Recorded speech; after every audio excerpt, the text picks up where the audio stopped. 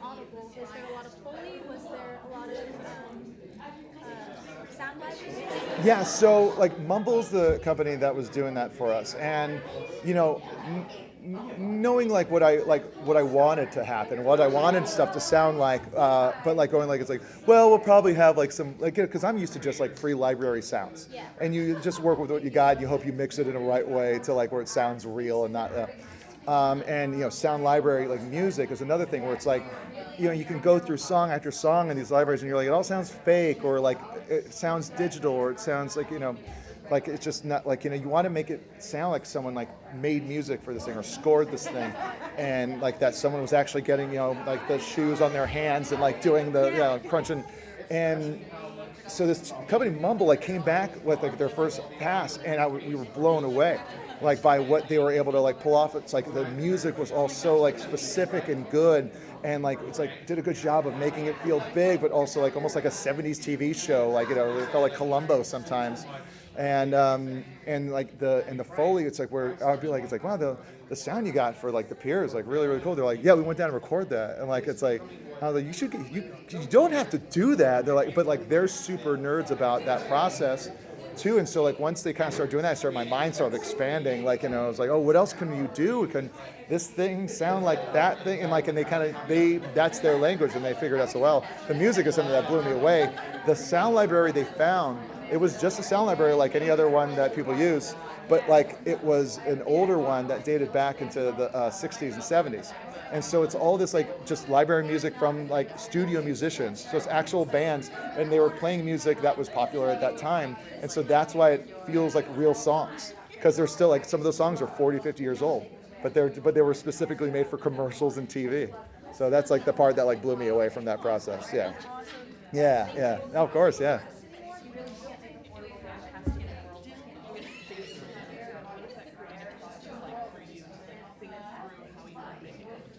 You know, it's funny because like I was like making little notes in the script of what I would like request here and there, and it was very sparse, you know, like little stuff here and there, and I was like, I don't know, maybe this will like be overwhelming to the listener, and it was like trying to listen to other stuff that like it's like other people that do it, but like I kind of like just, you know, suggested like what I wanted the tones of things to be, but like they were able to just like kind of come in and like once they showed us this like one little thing, they were like showing us like a portal opening up, and like this like it was like where, you know, the part where Laurel and Kate, like there was like a swirl of magic around them, like they just said, they're like, oh, here's what we're working on right now, and me and Felicia were like on the Zoom meeting with them, and both of our faces just dropped. We're like, this is what it's gonna sound like this is good, and like it just, but it like I said, like it kind of like expanded. It's like, so like starting to like when I started kind of going like, okay, like, and then I started realizing it's like, oh, the physical space. I kept on thinking about the geography of scenes, where you want to know where people are in a place,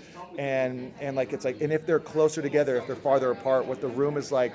So if someone's doing dishes, if someone's like, you know, kind of like tapping because they're nervous, like that kind of stuff, like started to like, you know, like expand like what I thought we were even capable of doing, or what I was even capable of doing. You know, because once someone kind of shows you that like it's possible, you can start to just like, you know, spin out. And then like there were certain times I was like, all right, we got to rein it in. I'm kind of like, I was like, make it seem like she's like pulling a piece of gum off of it, like, you know, that kind of stuff. And like, and like sometimes that can be distracting. So it's almost like you don't want to do too much or too little.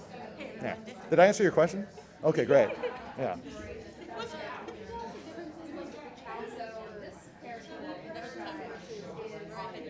Yeah, well, it's like with TV, you know, you're worried about like, you know, a few different dimensions of like of the light, of the physical space, of the coverage, of the cuts, of the like people, of the blocking, and then like the actual performance sometimes like it kind of starts to like, you know, go lower in the list of priorities, and being able to really zero in when it's just voice is just kind of like, what's the intention behind this line? What's the truth behind, like, what does she really want to say, and what is she not saying? And that's all just kind of like performing, and that's acting, you know, in a nutshell. But like at the same time, as a director, being able to really just focus on that and be like, it's like, you know, with like Felicia, because so much of the stuff is from like her own kind of issues and stuff that she's dealt with like growing up through the years, and like and almost sometimes like because she had all this stuff in her brain, and I would have to remind her. I was like, hey, remember, like it's like we're kind of like this is a bummer for you, and like it's like so it's a bummer for Laurel,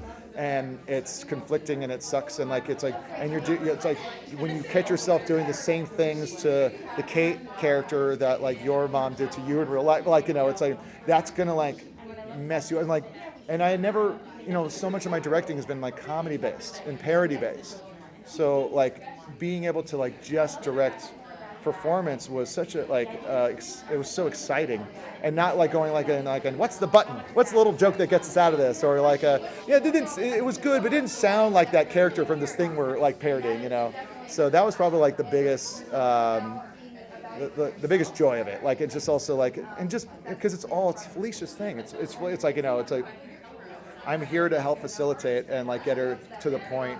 And also like that's a weird thing because I've been in her position before where you're running the show and like it's like your show, your name's on it, you're the lead and you wrote it, and like it's like, and you can get so inundated with everything else you have to do, and you don't want to like have, it's already so egotistical to even be doing that thing in the first place. And so when you go like it's like I'm gonna give myself another take, and like like you do that, and then like you feel the boom operator go like like just that kind of, and then you feel like you're like, oh, I'm such a narcissist, but like being able to be there for her and knowing that feeling that like she's like no it's fine, we got it, and I was like no you're gonna want another one.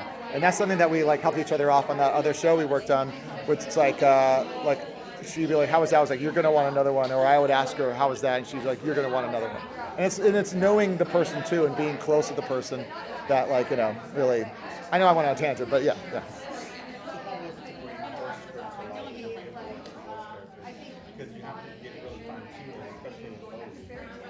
Yeah, I mean, it was the best. It was like just like, and she was always there. She has it all in her head. I would even get sometimes because like we were jumping around so much that I would like almost mess up my job as a director and kind of like go like, where is the scene? Which episode? Because like because it's all piecemeal sometimes. It's like we have this person today, we have this person tomorrow. We're just trying to get through all of it. But it was like having her there was kind of like like a external hard drive. It was a lot of fun. Yeah. With Audible, with their support of Felicia. I was blown away by. I've never had like it's rare to have network notes come in, studio notes come in, and you're like, they're right. It's like you almost want to like fight against them because it's just like it's the whole boss dynamic. No, you're not supposed to like your boss or get along with your boss. It's like but like when they come in and like you're like, oh, okay, you have this job for a reason. And then like the first couple times it happens, it's like you relax and you just start to really, really dig in and love it and like expect good notes. And like it's like I really couldn't have like I don't think any other place would have given me the opportunity. It's like I'm like TV and sketch stuff, but I'm not like, it's not like I've directed cartoons like, which is like voiceover stuff. It's like I'm just like an old joke boy that like that has done a bunch of other stuff, but like it's for them to like trust me and for Felicia to trust me, like I mean this is like one of the things I'm proudest that I've ever done, and I can't believe I got to do it. And so like I'll always be indebted to like Audible and Felicia. Yeah, thanks, of course. Yeah, I think everyone will like it. Awesome, thank you so much. Yeah.